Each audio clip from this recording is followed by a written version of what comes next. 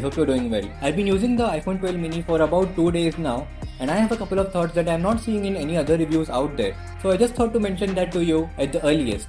By the way, I'll also be doing a lot of camera comparisons, and I'll also be comparing the samples of the iPhone 12 mini with the S20 Ultra and also with the iPhone XR. So make sure to subscribe and stay tuned for that, and also hit the bell icon to get notified for updates. And also let me know what you want to know about this device in the comment section below, and I'll make sure to answer your queries at the earliest. So without wasting any further time, let's get started.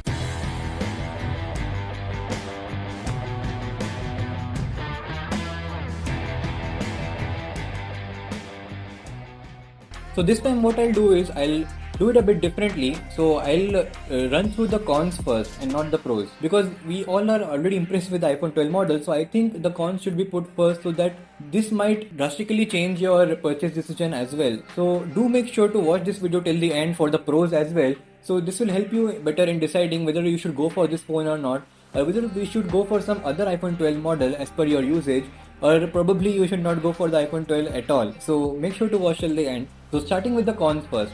So the first con that I noticed is that the buttons are not that clicky. I mean, yes, this is something that you would get used to, but I've checked this out on other previous iPhone models. The buttons were really good and it was easy to click them, but what the buttons on these phones are not that clicky and comfortable to click. So you actually have to reach out a lot on the sides and press them. The other con is that this is a huge fingerprint magnet. Now I went with the blue color because it was the newest color in the range, and although I think that this color actually looked toyish, but in person this color looks really good. But still, the glossy back on all the iPhone 12 and the 12 mini models is really a fingerprint magnet, and it's better you put on a case, because the fingerprints that are getting on this phone are actually really hard to remove even after wiping the back. Now the next con is that this device actually feels fragile. So yes, I know that it comes with a ceramic shield, and this is even more tougher on the front, but on the back it's the same glass. So it's a really fragile device. And also, it's even more prone to scratches now. If you see a lot of reviews out there of this phone, the iPhone 12 and the 12 mini, then you might have noticed that many reviewers have already gotten their phone scratched till now. So do put on a tough case with it. Do use proper protection for this phone. Now the next con is that the display of this device is still a 60Hz display, and if you compare with other phones, Android phones in 2020 and even in 2021, and the people around you might mostly have at least a 90Hz display, even though it might be an LCD display with the Realme phones, but still it would be a higher refresh rate display. So this is something a little bit disappointing to see, but this is not totally bad, and why not? I will come to that in the pros section, but let me just point it out that when it comes to higher refresh rate and the smoothness of the UI, I really think that the size of the device also matters. So just because it's a really small device, the 60Hz does not feel that bad as it would feel on a bigger screen device, because it will be difficult to manage the icons and scroll through the UI. A smaller screen with a 60Hz is not that bad at all. And also the processor of this phone, A14, actually handles games also really well, so you would actually get higher frame rates on this phone than you would get on flagship Samsung device like the S20s, like the S20 series. Even though they have the 120Hz, the games that run on them, because of the processors that they have, especially the Exynos processor, the frame rate does not go up to the expected standards, but on this phone it does because of the processor that it houses. Now the next con is that this still houses the Face ID, and it does not have any mask support. So at least now in 2020, and even probably as we go into 2021, we might still be wearing masks. I think there should have been some support with face unlock with wearing the mask, or there should have been some fingerprint scanner, but yeah, that's not there, so we usually have to go back to that good old passcode. So the next con is that the camera is not that great in low light. I think the Pro Max really scores well in low light conditions, because it actually has a larger sensor that lets in more light. And this is something that I've observed with my S20 Ultra, because it also has a larger sensor. So low light images are really crisp, and they are less grainy and less noisy. But as this is the same sensor size, plus just the faster f1.6 aperture, so the low light images are not that impressive, and especially the night mode. The night mode actually produces realistic results. So if you prefer realistic results, then that is good for you. But again, the low light is good only in medium lighting conditions and not in extreme low light. So that is something that I still have not noticed in this phone. I know other reviewers out there might say that even in extreme low light, the night mode is really good, and probably I have to test this out more.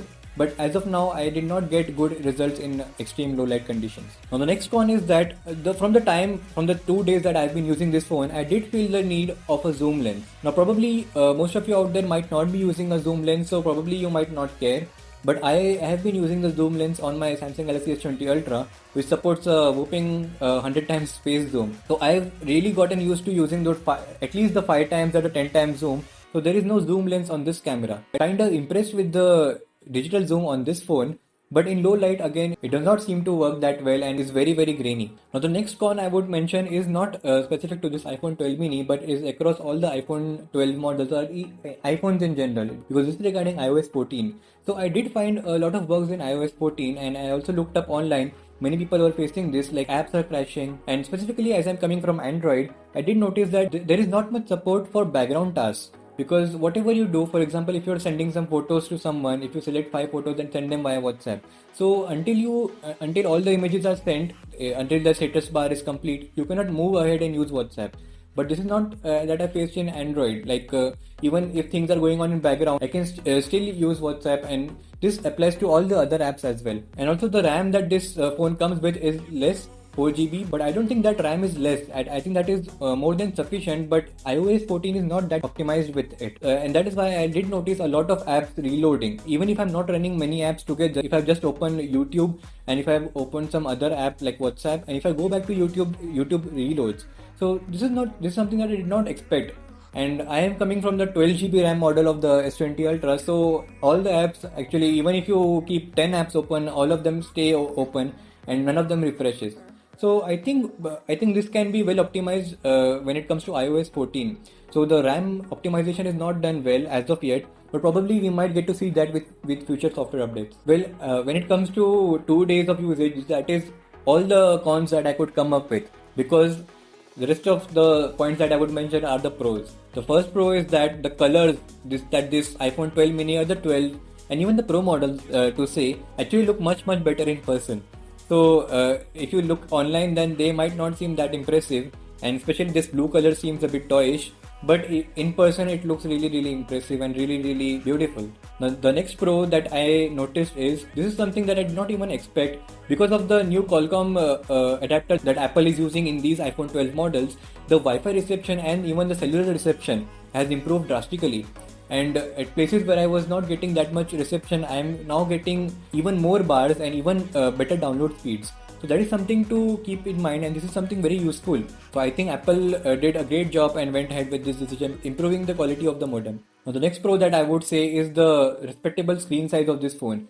So at first I did think that this screen would be too small, but the 5.4-inch screen, especially on this form factor, is a respectable screen size.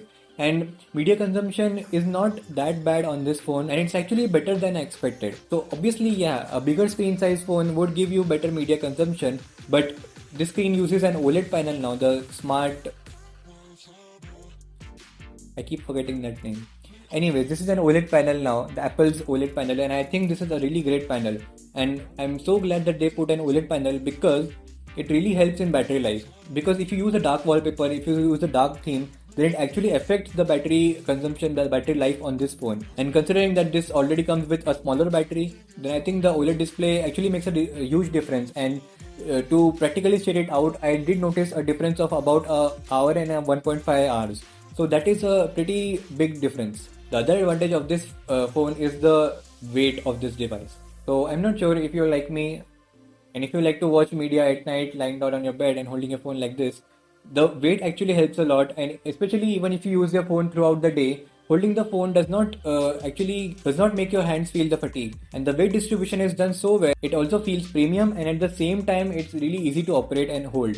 Another thing is that the audio is really loud on this phone. Now there is something to notice, that from all the models there is also a difference in the speaker grill size.